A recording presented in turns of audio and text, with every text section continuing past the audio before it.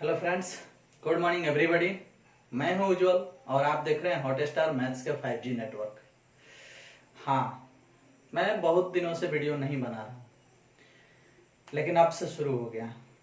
आज से अब लगातार वीडियो बनेगा। अब हमें कोई वर्क नहीं है, कोई दिक्कत नहीं है। अब हम डे बाय डे आपके साथ जुड़े हैं। और आज इस वीडियो में हम +2 के मैथमेटिक्स के एक चैप्टर कैलकुलस को लेके आए हैं, जो आपके एग्जाम में सबसे ज्यादा 44 नंबर का पूछता है। और इस कैलकुलस को आप लोग बड़ी ही मन से और बड़ी ही मेहनत से पढ़िएगा, बहुत ध्यान लगाना पड़ेगा।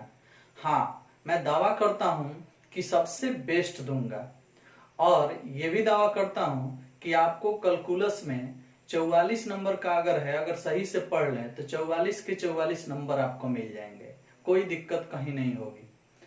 हाँ, बहुत लोग बोल रहा है कि एग्जाम में कुछ चैप्टर कम हो जाएंगे।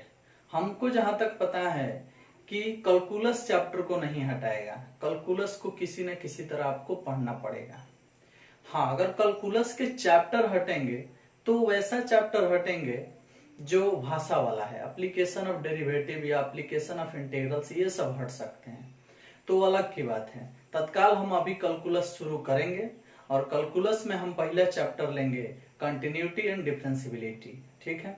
हाँ, एक और बात बता दूं कि हो सकता है 11th क्लास का भी वीडियो मैं बनाऊं, क्योंकि जब 10th का रिजल्ट आ चुका है तब 11th वालों का भी हक है कि वो अब पढ़ें। तो हो सकता है कि मैं 11th क्लास के लिए भी उनके चैप्टर का कुछ वीडियो बनाऊं। तो कब से बनाऊंगा ये तो मैं नहीं बता सकता हूं, लेकिन बनाऊंगा। 11th क्लास का भी हम वीडियो बनाएंगे। आज हम शुरू करते हैं कैलकुलस। तो ध्यान दीजिएगा, टॉपिक है आज का कैलकुलस। हिंदी होता है कलन। ये आपके एग्जाम में पूछेगा 44 नंबर का। जब आपके एग्जाम में ये 44 नंबर का आएगा तो काफी मेहनत किया जाए, इस पर ध्यान दिया जाए। और आप अगर ध्यान देते हैं तो हम कह रहे हैं कि सबसे बेस्ट आपको लगेगा मेरा बताया हुआ सिस्टम। गौर कीजिएगा, इस कैलकुलस के अंदर अभी हम पहला चैप्टर पढ़ने जा रहे हैं, continuity and differentiability. Continuity and differentiability.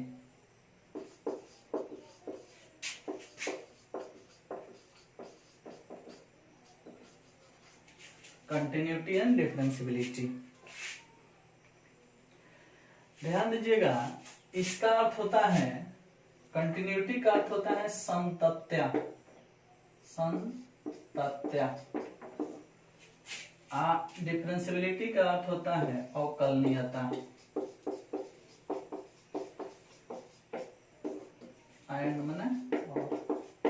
संतत्या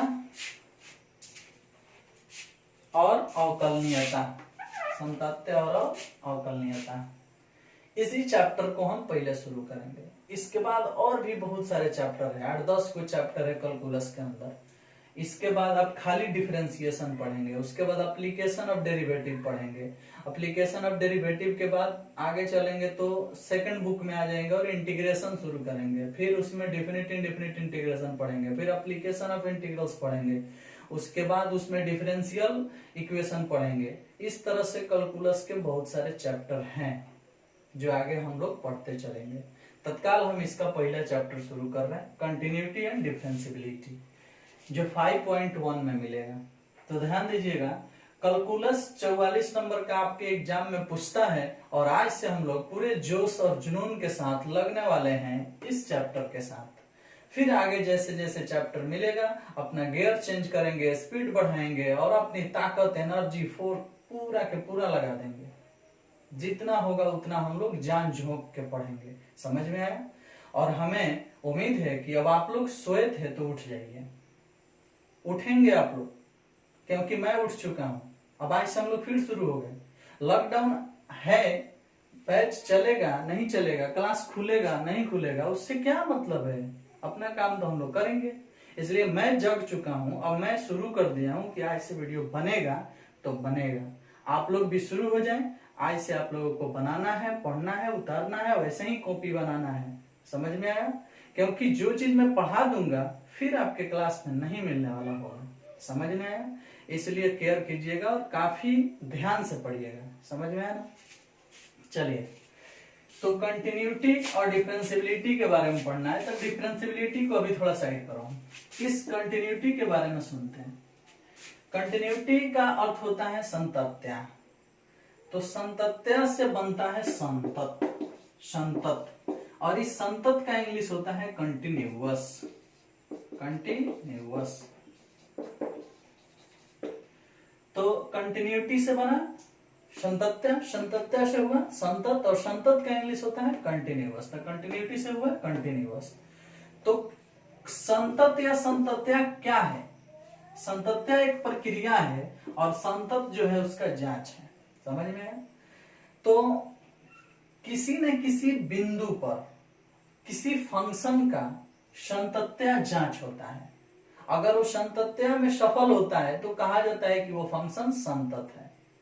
जैसे मान लो कि एक फंक्शन लेते हैं f(x) इक्वल टू लिख देते हैं 2x + 3 और कहते हैं कि x बराबर 3 पर, x बराबर 3 पर आप बताइए कि क्या यह फंक्शन x बराबर 3 पर संतत है? मतलब x बराबर 3 पर संतत्या की जांच करें, संतत्या की जांच करें। x बराबर 3 पर कंटिन्यूटी चेक करें। अगर कंटिन्यूटी सफल हो रहा है तो बोल दीजिए कि यह फंक्शन कंटिन्यूअस है। कंटिन्यूअस मतलब संतत है। समझ में है? चलिए, तो ये चेक कैसे किया जाता है वो बात अलग है। थोड़ा सा हम बैक चलते हैं 11th क्लास में। 11th क्लास में हम लोग पढ़े थे अस्तित्व, एग्जिस्टेंस, अस्तित्व पढ़े थे हम लोग। किसी भी फंक्शन का लिमिट में आप पढ़े थे 11th क्लास के लिमिट चैप्टर। उसमें आपको लिमिट एंड डिफरेंशिएशन वहां चैप्टर था। उसमें आपको बताया गया था कि सीमा का अस्तित्व है, सीमा का अस्तित्व है, लिमिट का एग्जिस्टेंस। किसी भी फंक्शन में यदि लिमिट का एग्जिस्टेंस होता था तो कैसे होता था? LH लिमिट और RH लिमिट बराबर हो जाने पर सीमा का अस्तित्व हो जाता था। जहां आपको सिखाया गया था कि किसी एक बिंदु पर अगर f(x) का मान कुछ दिया है और जांच किया जा रहा है x बराबर a पर, तो LH लिमिट क्या बनता था? LH लिमिट आपका बनता था limit x tends to a minus f(x), ऐसा बनता था। और RH लिमिट क्या बनता था? RH लिमिट बनता था limit x tends to a plus f(x). इसको बोला जाता था LH लिमिट और इसको बोला जाता था RH लिमिट। 11th क्लास में आप इसको पढ़ के आए हो। अगर ये दोनों के दोनों बराबर हो जाते थे तो कहा जाता था कि उस फंक्शन का x बराबर a पर सीमा का अस्तित्व है, यानी यहां सीमा ज्ञात किया जा सकता है, लिमिट ज्ञात किया जा सकता था। समझ में आया? जब ये दोनों मान बराबर होते थे। ठीक, तो ये चीज आप 11th से पढ़ के आए हो, LH लिमिट, RH लिमिट। अगर ये दोनों बराबर होते थे तो कहा जाता था कि सीमा का अस्तित्व है। और जब सीमा का अस्तित्व हो जाता था तो उस मान को, यानी x बराबर a को फंक्शन में रख करके जो मान प्राप्त किया जाता था वही तो कहा जाता था कि यह सीमा है, लिमिट है। समझ में है ना? तो मेरे अनुसार आप LH लिमिट और RH लिमिट से 11th क्लास में ही परिचय ले चुके हैं। तो जब आप इसका परिचय ले चुके हैं तो अब आप थोड़ा सा परिचय यहां ले लीजिए कि इसका काम हमारे संतत में कैसे पढ़ने वाला है। तो देखो भाई, किसी बिंदु की बात करते हैं x बराबर a पर, चाहे x बराबर 1 पर, x बराबर 2 पर, x बराबर 3 पर, x बराबर 5 पर, उस बिंदु को लेकर के फंक्शन में हम आते हैं चेक करने के लिए। तो उस बिंदु के बाद माइनस देने का अर्थ है कि उससे थोड़ा सा छोटा, मतलब LH बाएं साइड में कोई भी नंबर सिस्टम पर, यानी संख्या रेखा पर संख्या की काउंटिंग होती है तो बाएं से दाएं जाता है। तो अगर नंबर सिस्टम आप पढ़े होंगे, मतलब 10th 8th क्लास में सिखाया गया होगा, तो यहाँ 0 रहता है, यहाँ 1 रहता है, यहाँ 2 रहता है, यहाँ 3 रहता है, यहाँ -1 रहता है, इधर -2 रहता है ना। तो अगर 2 पर पहुंचना है तो 2 के बाद अगर चलेंगे तो वो RH लिमिट हो जाता है, और 2 के पहले अगर होता है तो वो LH लिमिट होता है। तो इस 2 पर आने के लिए इधर से भी रास्ते हैं, और इसी 2 पर आने के लिए इधर से भी रास्ते हैं। तो अगर इधर से 5 4 3 कम करके आ रहे हैं, तो कम करके आ रहे हैं फिर भी 2 से ज्यादा है। अगर इधर से कम करते हुए आ रहे हैं तो फिर भी 2 से ज्यादा है, इसलिए RH लिमिट में 2 प्लस होगा, A प्लस होगा। आप 2 पर आने के लिए अगर बाएं तरफ से चलते हैं तो 0 1 2 पर पहुंचते हैं, तो कुछ भी करके जाते हैं लेकिन वो 2 से कम ही रहता है, 2 से कम ही दिखाई देगा कि हाँ हम इधर से जा रहे हैं। 2 पर पहुंच जाएंगे तो 2 के बराबर हो जाएगा, उधर से भी 2 पर पहुंच जाएंगे तो 2 के बराबर हो जाएगा। लेकिन जब तक 2 पर हम नहीं पहुंचे रहेंगे तब तक वो 2 से ज्यादा कहलाएगा, और जब तक 2 पर हम इधर से नहीं पहुंचे रहेंगे तब तक वो 2 से कम कहलाएगा। तो जब तक 2 से कम रहेगा तब तक वो कहलाएगा LH लिमिट। यानी अगर 2 के जगह पर A लिखा होगा तो A माइनस कहलाएगा इधर से जाने पर, और जब जी यहाँ A लिखा रहेगा तो इधर से आने पर A प्लस कहलाएगा। तो जब इधर से पहुंचते हैं तो RH लिमिट हो जाता है, और इधर से पहुंचते हैं तो LH लिमिट हो जाता है। बाएं तरफ से चलते हैं तो LH लिमिट हो जाता है, और दाएं तरफ से पहुंचते हैं तो क्या हो जाता है, RH लिमिट। तो LH लिमिट को सूचित किया जाता है पॉइंट के बाद माइनस देके, और RH लिमिट को सूचित किया जाता है पॉइंट के बाद प्लस देके। जैसे A पर विचार करना है तो A के बाद प्लस दे देंगे तो वो कहलाएगा RH लिमिट, और A के बाद माइनस दे देंगे तो वो कहलाएगा LH लिमिट। एक और बात ध्यान दीजिएगा, A माइनस हो गया, इसके लिखने का सिस्टम गौर से देख लेना। A माइनस या A प्लस जब भी आएगा वो X के बाद एरो के निशान, जिसे हम लोग टेंस टू पढ़ते हैं, टेंस टू, तो X tends to A minus X tends to A plus, ये जब भी लिखाएगा तो इसके ऊपर लिमिट पक्का रहेगा। ये जब भी लिखाएगा तो इसके ऊपर लिमिट पक्का रहेगा। समझ में आया? उसके बाद जब ये दोनों लिखा जाएगा तो इसके बगल में fx या fx का मान, fx लिखा रहेगा, नहीं तो fx का मान हाई लिखा रहेगा। समझ में आया? इस टाइप के और भी फंक्शन हो सकते हैं, उस फंक्शन को ही सेट किया जाता है। तो ये तीनों चीज एक साथ आता है, लिमिट भी रहेगा, x टेंस टू वाला भी मान रहेगा, और फंक्शन जो है वो भी रहना चाहिए। अगर हाई हटा दिए तो इसका कोई कदर नहीं है। अगर fx यहाँ था हाई हटा दिए तो भी कोई कदर नहीं है। अगर लिमिट यहाँ है हाई हटा दिए तो भी कोई कदर नहीं है। ये तीनों एक साथ होना चाहिए। हाँ, इसका मान हमेशा बदल सकता है, A का मान बदल सकता है। यहाँ जो लिखे थे x tends to A minus, तो A के जगह पर 2 3 4 5 7 आ सकता है, fx के जगह पर कोई फंक्शन आ सकता है, x square plus 2 sin x cos x tan x, तो दोनों का मान बदल सकता है, लेकिन ये तीनों के तीनों रहेगा। तीनों की भूमिका अहम है। खाली ये लिखेंगे हाई नहीं लिखेंगे तो भी गलत हो जाएगा, ये लिखेंगे ये नहीं लिखेंगे तो गलत हो जाएगा, ये दोनों रहेगा हाई नहीं लिखेंगे तो भी गलत हो जाएगा। इसलिए सब चीज होना चाहिए। इसी को बोला जाता है RH लिमिट, और इसको बोला जाता है LH लिमिट। हाँ, किसी किसी बुक में प्लस के बाद 0 भी लिखा रहता है, माइनस के बाद 0 भी लिखा रहता है, कोई दिक्कत नहीं, वैसे भी आप लिख सकते हैं। जब माइनस या प्लस के बाद 0 लिखेंगे तो उसका अर्थ यही हुआ कि A से थोड़ा सा छोटा, 0 मात्रा का छोटा, A से थोड़ा सा बड़ा मतलब 0 मात्रा का बड़ा। समझ में है? 0 मात्रा का बड़ा मतलब बढ़ाना है लेकिन नहीं बढ़ाना है। समझ में है? घटाना है लेकिन नहीं घटाना है। समझ में है ना? कहीं कहीं ये प्लस मूड़ी पर भी रहता है, पावर के रूप में, ये प्लस पावर के रूप में रहता है। समझ में है ना? माइनस कहीं कहीं इस टाइप का भी रहता है। Limit x tends to A minus मूड़ी पर fx, A प्लस मूड़ी पर fx, तो कहीं कहीं A के बाद माइनस, या A के बाद -0, या A के पावर माइनस, A के पावर प्लस, या A के बाद प्लस, या A के बाद +0, ऐसा भी लिखा रहता है। तो कोई एक सिस्टम को आप अपना सकते हो। हम तो ज्यादा पसंद करते हैं ए के बाद माइनस और ए के बाद प्लस, हम यही पसंद करते हैं, इसी को लिखते हैं। और दूसरा नंबर बात, इसी चीज को जो है लिखा गया है LH limit x tends to a minus fx, इसी को अगर इतना बात नहीं लिख पाते हो, हाई छूट जाएगा, हाई छूट जाएगा, हाई छूट जाएगा, ज्यादा समस्या आ रहा है, तो इसी चीज को आप एफ ए माइनस ऐसे भी लिख सकते हो। इसी को हम बोलते हैं LH लिमिट। समझ में है ना? ये शॉर्टकट है, ये आपको अपने बुक में नहीं मिलेगा, हम आपको दे रहे हैं। समझ में है? चलिए, इसी चीज को हम एफ ए प्लस भी लिख सकते हैं। समझ में है? तो RH लिमिट का शॉर्ट फॉर्म ये हो गया और LH लिमिट का शॉर्ट फॉर्म ये हो गया। अब आप ध्यान में रखिएगा कि एफ ए माइनस लिखने का अर्थ है कि x बराबर a पर LH लिमिट चेक किया जा रहा है, जिसे आप limit x tends to a minus fx भी बोल सकते हैं या ऐसे भी लिख सकते हैं LHL। समझ में आया? तो LH लिमिट और RH लिमिट को आप बहुत बढ़िया से समझ गए होंगे, कोई दिक्कत?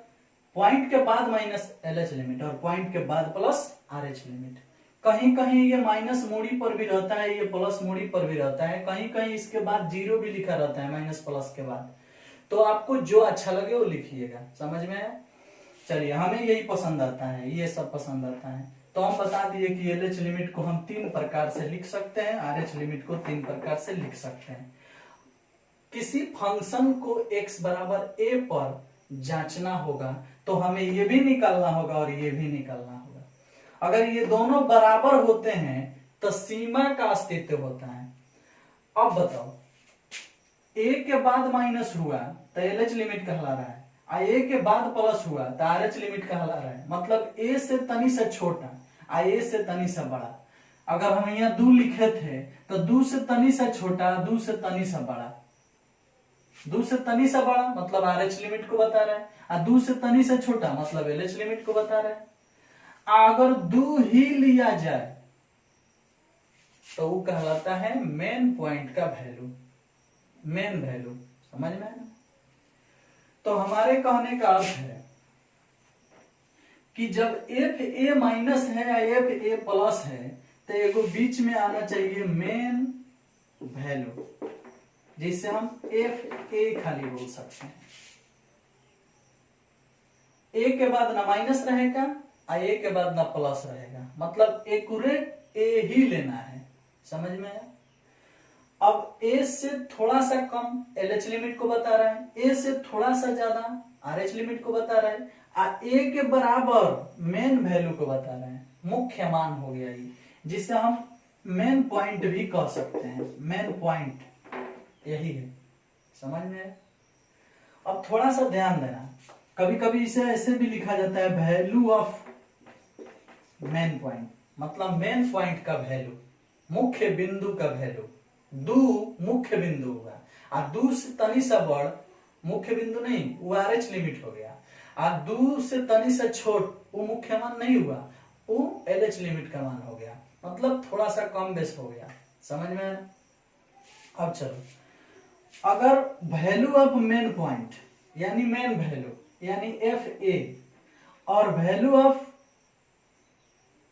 LH लिमिट और वैल्यू ऑफ RH लिमिट, अगर LH लिमिट, RH लिमिट और मेन वैल्यू ये तीनों बराबर होता है तो उसे संतत कहा जाता है।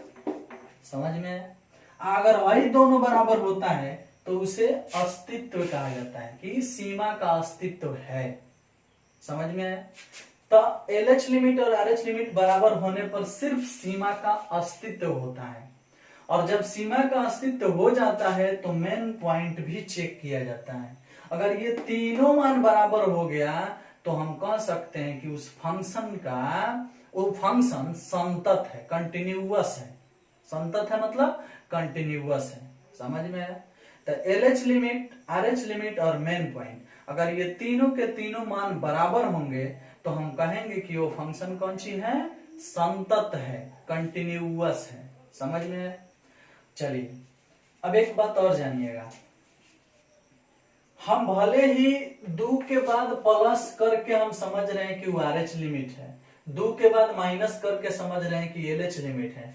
लेकिन जब भी फंक्शन में मान पुट किया जाएगा तो खोजते समय मतलब दो से ज्यादा और दो से कम, दो से थोड़ा ज्यादा दो से थोड़ा कम, आई है आरएच लिमिट, आई है एलएच लिमिट। फंक्शन में जब हम इस पॉइंट को खोजने जाते हैं इसको, तो क्या खोजते हैं कि दो से तनी से बड़ा चाहिए, यानी x का मान बड़ा चाहिए दो से, और दो से तनी से छोट मतलब x का मान छोटा चाहिए दो से। तो ये चिन्ह और ये चिन्ह देख करके हम RH लिमिट और LH लिमिट को खोजते हैं। लेकिन मिल जाने पर फंक्शन में दो से कम नहीं या दो से ज्यादा नहीं, दो ही पुट होता है। समझ में? क्योंकि हम अभी अभी बताए थे कि दो प्लस के बाद जीरो लिखने का अर्थ है कि दो से नाम मात्रा के बढ़, तो नाम मात्रा के बढ़ यानी जीरो को बढ़, तो जीरो को बढ़ होगा तो दुए ना आएगा भैया, और जीरो को कम होगा तो दुए ना आएगा। इसलिए भले इस चिन्ह के माध्यम से और इस चिन्ह के माध्यम से RH लिमिट LH लिमिट खोजा जाएगा, लेकिन फंक्शन मिल जाने पर मान तो दो ही पुट होगा, उससे कम और उससे ज्यादा पुट नहीं होगा, वही पुट होगा। समझ में? इस चीज को आप बढ़िया से समझेंगे जब हम एक क्वेश्चन को सॉल्व करेंगे और आपको बहुत बढ़िया से बता देंगे। समझ में आया?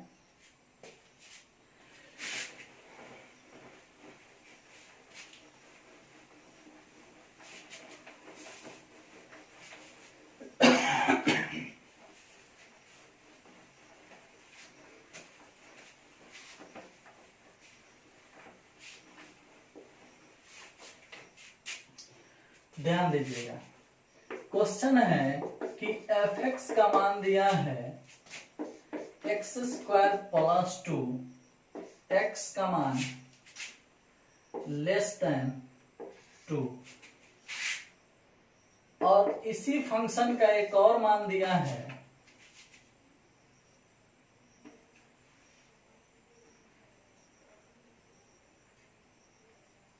छ,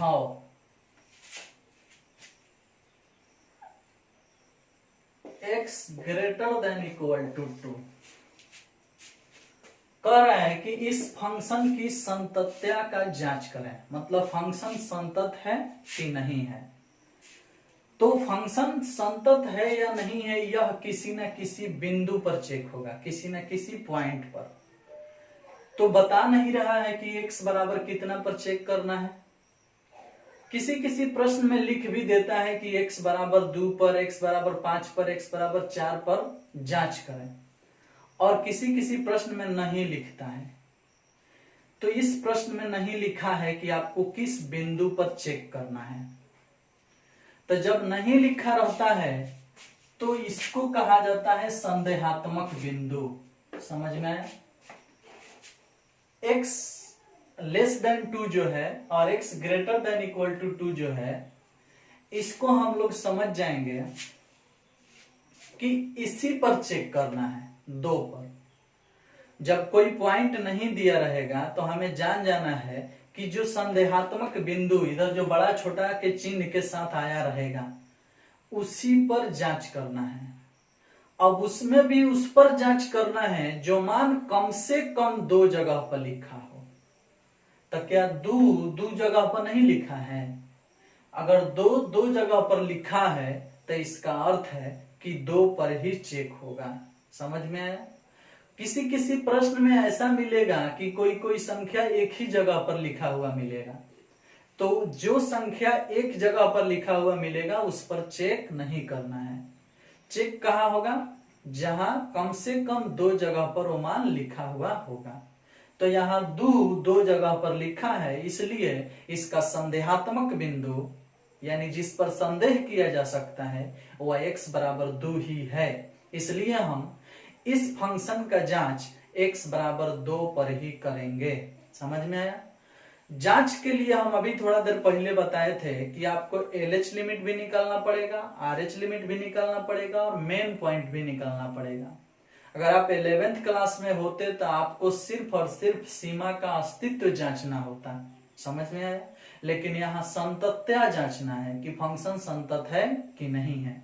तो यहाँ 3 मान को निकालना है, LHL, RHL मतलब LH लिमिट RH लिमिट और वैल्यू ऑफ मेन पॉइंट। समझ में आया? तीनों मान को निकालना है। अगर वह तीनों मान बराबर आएगा तो बेहिचक खुशी से हम कह देंगे कि यह फंक्शन संतत है। तो आइए शुरू करते हैं जांचना। x बराबर 2 पर जांच शुरू। सबसे पहले निकाला जाता है LH लिमिट। LH लिमिट को हम अभी अभी थोड़ा देर पहले बताए थे कि हम इस प्रकार भी लिखते हैं, लिमिट x टेंड्स टू 2 पर जांचना है तो 2 के बाद माइनस, 3 पर जांचना होगा तो 3 के बाद माइनस। समझ में आया? तो 2 पर जांचना है तो 2 के बाद माइनस, उसके बाद यहाँ चाहिए फंक्शन fx। ये तीनों मान आ गया। अब आपको बताना है कि 2 से छोटा वाला, माइनस का अर्थ छोटा समझना, 2 से छोटा वाला इसमें नीचे वाला है कि ऊपर वाला है? तो x का मान छोटा है, 2 से ऊपर वाला है। इस चिन्ह को देख के आप पहचान सकते हो कि कौन छोटा वाला है और कौन बड़ा वाला है। तो जब हम जान गए कि है छोटा वाला का चिन्ह है तो ये वाला ना फंक्शन यहाँ आएगा, तो हम लिमिट उतार देंगे, x टेंड्स टू 2 माइनस भी उतार देंगे, है उतार देंगे, fx के जगह पर ये वाला लिख लेंगे x² प्लस 2। अब देखिए, हम थोड़ा देर पहले ये भी बात बोले थे कि जब हमें खोजना होगा तो छोटा बड़ा चिन्ह के अनुसार हम फंक्शन तो खोज लेंगे, लेकिन अब वैल्यू पुट होगा तो 2 ही पुट होगा। ई ना जो 2 से छोटा 1, 2 से छोटा माने 0, ये सब पुट होगा, ऐसा नहीं है। पुट हम करेंगे 2 ही। 2 को जब हम पुट करेंगे तो 2 के स्क्वायर प्लस 2 मतलब हो जाएगा 6। 2 दूनी 4 और 2 6। समझ में आया? तो हम LH लिमिट को निकाल लिए। कितना आया? 6। किस पर चेक हो रहा है? 2 पर। 2 पर चेक हो रहा है तो 2 के बाद माइनस यानी 2 से छोटा, यानी ये फंक्शन और इस फंक्शन में 2 पुट होगा तो 2 के स्क्वायर 4 और 2 6 आ जाएगा। अब निकालते हैं RH लिमिट। RH लिमिट निकालने का अर्थ है कि हमें वह मान चाहिए जो 2 से बड़ा हो। तो लिखेंगे limit x tends to 2 plus fx। अब हम क्या लिखते हैं कि limit x tends to 2 plus, ये चीज उतार दिए। फंक्शन क्या आएगा? तो 2 से ज्यादा, 2 से ज्यादा यानी बड़ा का चिन्ह है ये, तो 2 से बड़ा वाला चिन्ह है ये, यानी इसके सामने वाला फंक्शन है ये। तो इस फंक्शन को नोट कर देंगे 6। अब इसको हम नोट किए तो इसमें x नहीं दिख रहा है। जब इसमें x नहीं दिख रहा है तो 2 कहाँ पुट होगा? नहीं पुट होगा। तो जब 2 पुट नहीं होगा तो इसका मान 6 ही आएगा। समझ में आया? अब देखो, तो RH लिमिट 6 आ गया। अब निकालते हैं value of main point. Value of main point, value of main point का अर्थ है कि मेन पॉइंट का वैल्यू क्या आएगा। मेन पॉइंट कहने का अर्थ है ना छोटा ना बड़ा, एक्यूरेट बराबर। तो मेन पॉइंट को इस तरह से सूचित करते हैं, लिमिट x टेंड्स टू 2 ना माइनस ना प्लस fx, ऐसे सूचित करते हैं। लिमिट आ गया x टेंड्स टू 2, 2 के बाद ना माइनस होगा ना प्लस होगा, तो हम समझ जाएंगे कि ये वैल्यू है मेन पॉइंट का। और फंक्शन, तो मेन पॉइंट का अर्थ है कि ना छोटा ना बड़ा, बराबर। तो बराबर का भी चिन्ह इसी में है, नीचे एगो पाई है ना, ये भी बराबर वाला है, तो बराबर का चिन्ह इसी में है, यानी 6 इसके लिए भी आएगा। तो 6 इसके लिए भी आ गया। अगर हम ये 6 लिखबो करेंगे तो मान 6 ना आएगा, तो 6 आ जाएगा। इस प्रकार से हम देख रहे हैं कि LH लिमिट का भी मान 6 आया है, RH लिमिट का भी मान 6 आया है और वैल्यू ऑफ मेन पॉइंट भी 6 आया है। तो कुल मिला जुला करके हमारा तीनों के तीनों मान 6 आ चुका है। तो जब तीनों के तीनों मान 6 आ चुका है तो हम बोल सकते हैं बड़ी आराम से कि यहाँ LH limit equal to RH limit equal to value of main point. तीनों मान बराबर हुआ, इसलिए क्या बोलते हैं इसको, x बराबर 2 पर ही ना चेक हुआ है, फलन संतत है। Here fx is continuous at x equal to 2। समझ में आया? x बराबर 2 पर फलन संतत है, इस तरह से जांचा जाता है। समझ में आया? तो एक प्रश्न आप देख करके संतत को समझ गए, क्या कीजिएगा, थोड़ा सा कष्ट है, बहुत सारे विद्यार्थी 11th नहीं पढ़े होंगे, तो हमें काफी ज्यादा बताना पड़ा, LHL RHL बिना मतलब के बोलना पड़ा, लेकिन जो 12th 11th पढ़ा होगा उसको वो सब सुनने में मजा नहीं आएगा। लेकिन फिर भी हमें सबको लेके चलना है, सब पर ध्यान रखना है, जो पढ़ा है 11th में और जो नहीं पढ़ा है 11th में, सबको देखना है ना। चलिए, तो LHL RHL और वैल्यू ऑफ मेन पॉइंट, ये तीनों मान बराबर होने पर हम क्या बोलेंगे कि फंक्शन संतत है, कंटिन्यूअस है। तो इस प्रकार से प्रश्न आपके एग्जाम में पूछ सकते हैं, कह सकता है कि जांचें या चेक करें कि x बराबर 2 पर 5 पर 3 पर फलन संतत है या नहीं है। ध्यान रखना, उसी चीज को जांचने के लिए देता है जो बगल में रहता है, नहीं भी रहता है ना तो हमें ढूंढना पड़ता है कि वो कहाँ पे है, समझ में है ना। तो जांच सकते हैं, इस प्रकार से हम पता लगा सकते हैं। हाँ, LHL जिस पॉइंट पर निकला जाएगा उससे थोड़ा सा छोटा, जीरो मत रखें, तो बता चुके हैं, इसलिए ध्यान रखना। RHL थोड़ा सा बड़ा, लेकिन वैल्यू पुट होता है वही, समझ में है। चलिए, तो अब एक परिभाषा भी जानना पड़ेगा। मान लीजिए कि हम लोग कैलकुलस के अंदर आ गए हैं, और कैलकुलस के अंदर आने के बाद हम लोग कंटिन्यूटी पर बात कर लिए आज। तो कंटिन्यूटी मतलब होता है संतत्या, तो संतत कौन फलन होता है इसकी परिभाषा तो जानना पड़ेगा ना। तो नोट कीजिए, कुछ खास नहीं है, नॉर्मल बात नोट करना है। संतत फलन, संतत फलन लिख के डैश दीजिएगा, संतत फलन कंटिन्यूअस फंक्शन लिख के डैश दीजिएगा, और परिभाषा बोल रहे हैं नोट कर लीजिए, उसके बाद ये उतार लीजिएगा, समझ में है ना। संतत फलन में लिखिएगा कोई फलन f(x), कोई फलन f(x),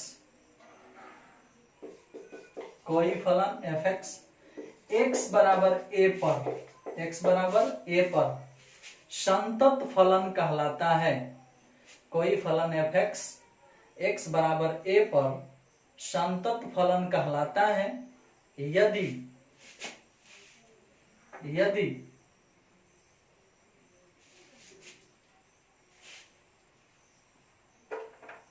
LHL बराबर RHL बराबर value of main point, value of main point. LHL बराबर RHL बराबर वैल्यू ऑफ मेन पॉइंट हो।